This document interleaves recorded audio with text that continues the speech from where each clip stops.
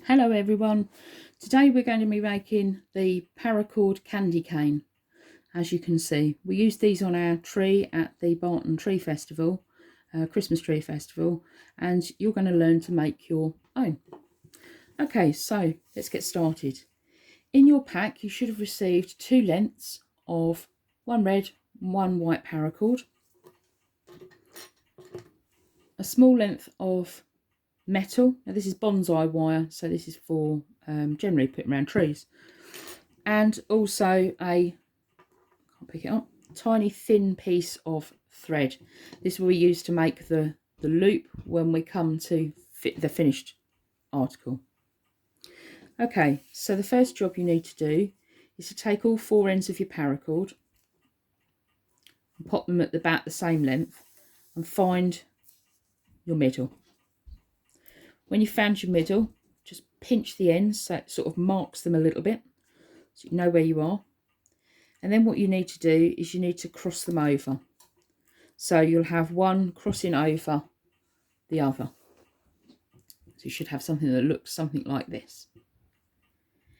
With your top paracord, mine's red in this case, you need to bring your top piece over the white one and pinch it together so that you have this sort of look. And then on the bottom piece, the left hand piece in my case, you need to pass it over and pop it so it comes out the top. So you should have a symbol that looks something like this.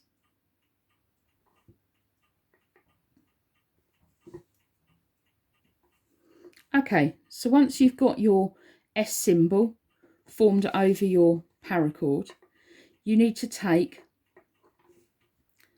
the right hand white paracord and you need to pop it through the right hand, the bottom loop.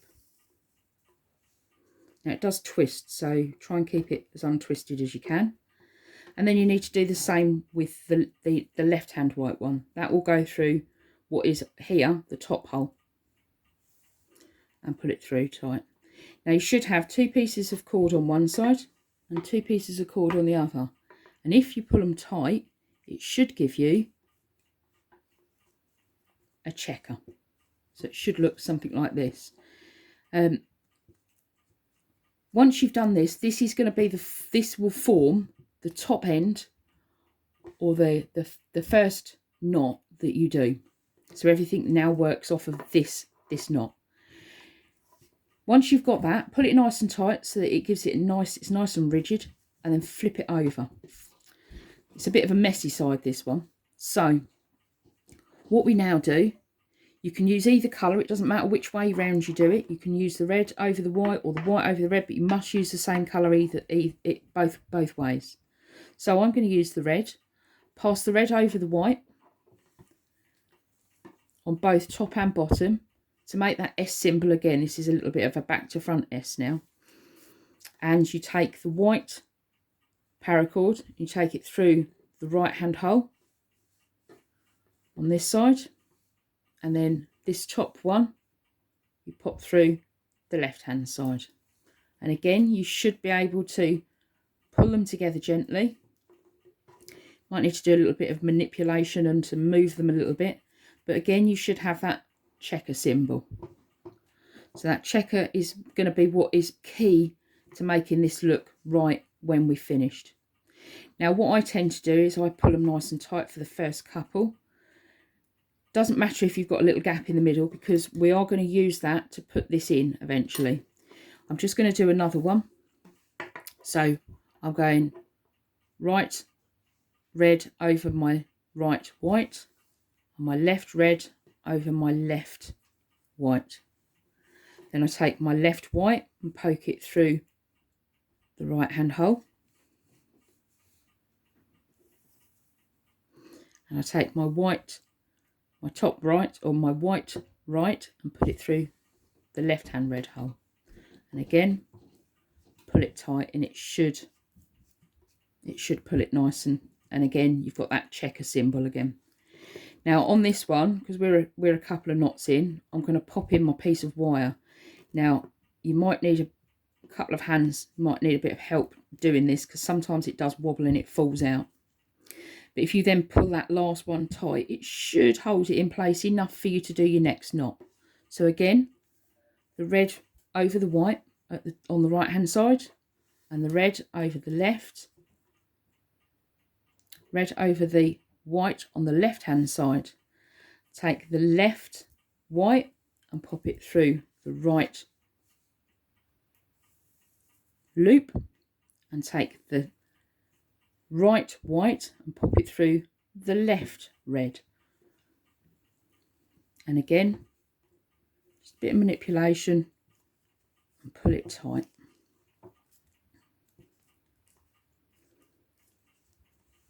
And again, this is the knot that we're going to do all the way through. So red over the white, make a small loop, it makes it easier to see, and the left red over the bottom white. Take the bottom white and pop it through the right hand hole. Hopefully you can see what I'm doing. It's very difficult because my hands have to hold everything in my hands. And then take the top white and pop it through the left hand hole. And again, just pull it tight.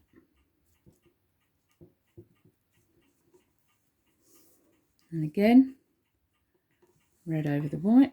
So it looks like this. It's exactly the same knot every single time. So it's a nice, easy, once you learn how to do the first couple, you'll be sailing. And then you probably won't pull it quite so tight, quite so quickly. I tend to leave mine a little bit looser and then pull it up tight when I'm getting to this bit. Again, pull it nice and tight.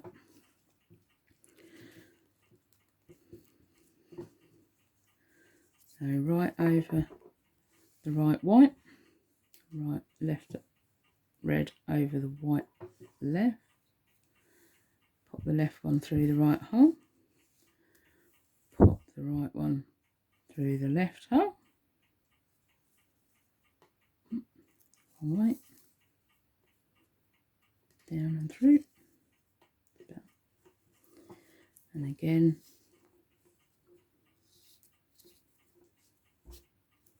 just pull it tight. So you should be able to start seeing that we're getting the form of the candy cane. Okay, so as you can see, I've progressed on a little bit. I did pause myself because you don't want to be listening to me droning on. So again, we're just carrying on with the same knot that we've been doing all the way through, and you just keep pulling it up nice and tight so that it's round that piece of metal. That piece of metal now won't move. Okay, so right over the left, or the red over the right, sorry, and over the left, giving you that symbol again. Take this left one, pop it through that red hole, pull it through, and exactly the same on this one, making sure it's between the red and the white, pulling it through, always making sure that you're keeping it around, you're making the cross hatch, the checker, around your piece of wire. So if you accidentally pull it over, and you just need to undo and start that level again. Effectively all we're doing is building levels on the candy cane. The knot is exactly the same. Now this is a knot that I used to make a dog lead. Keith made one some time ago, I think it was last Christmas, for Rachel for Christmas, and I thought I'd have a bash and see how easy it was to make it with this. Well, with 25, well, it was 50-metre lengths of paracord, it was quite a challenge. However, it is doable. The paracord that I buy, I just get on eBay or Amazon, depending on where you want to get it, where your preference is in shopping. You do need quite a lot. You can rattle through it because of the knots that you're doing. You can rattle through paracord. I think for the Christmas tree decorations that Jason and I made, he made the monkey's fists, which are the round baubles. He made those, and I did all the candy canes and the trees and the wreaths. I think we've got through in excess of probably 200 or 300 meters of paracord. So it does soon go. It's not an overly expensive material to use. We generally pay anywhere between £5 and £10 for 100 feet. So that'd be about 30 meters. So it's nice, and you can learn different knots. We do bracelets and things like that at Scouts. We've made lanyards at Scouts, possibly Christmas decorations. Once we're back face to face, will be one that we will do at Scouts too.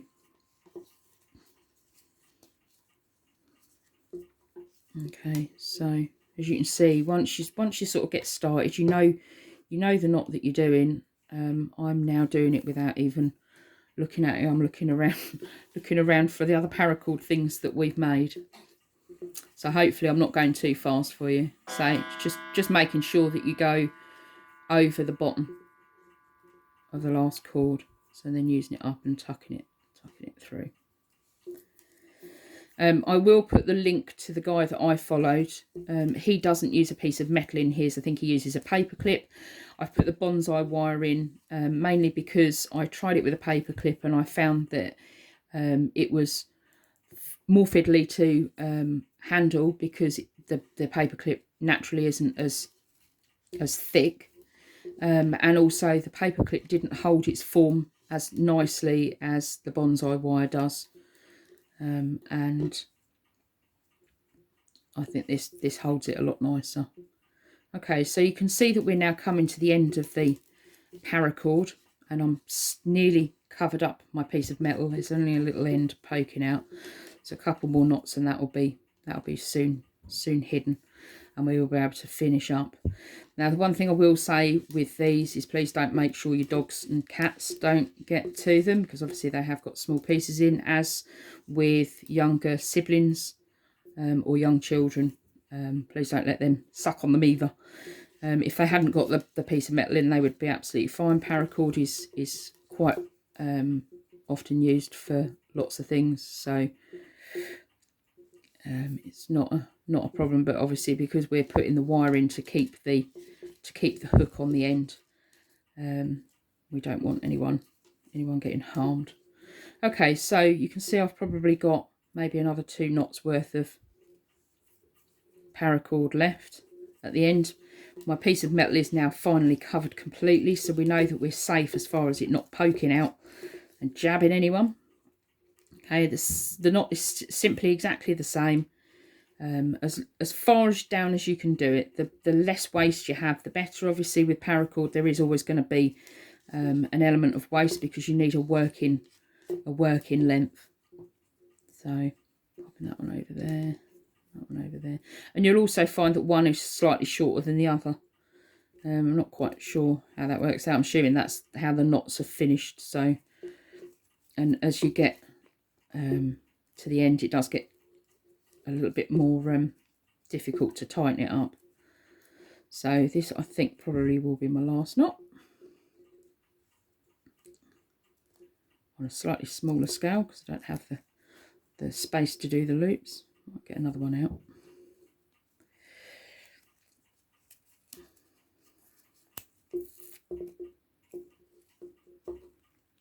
So as you see, it's a lot harder to pull tight. Might just get one more out. Let's have a try. Pop that one through. Pop that one through there. It's going to be tight. We can do it. We can do it. Barton Scouts can do anything. Right. Okay. I'm definitely not going to get any more in there. Okay. So when we've got to the end and we've got just these straggly little bits at the end, we've obviously got to finish it off. Now, finishing it off when we've got to melt it, so it does get really hot. Now, what I tend to use is a pair of pliers. and I'm just using this base. I'm not, when we melt it, I tend to crimp it, so I heat it up and then I crimp it, because that crimps the ends nicely. As you'll see, all the ends are flat, and that's where I've crimped them with my pliers. However, when we're doing this, we need to flatten the ends, so that we need to make the ends so that it sort of blends in and makes it look a little bit of a tidier finish. So first thing I need to do is I need to just very gently, very gently chop off the red ends. So I'm going to take them down so they're all about the same length. Now, as you'll see, it does expose the paracord. This is how the paracord is made up. So there should be seven strings inside the paracord casing.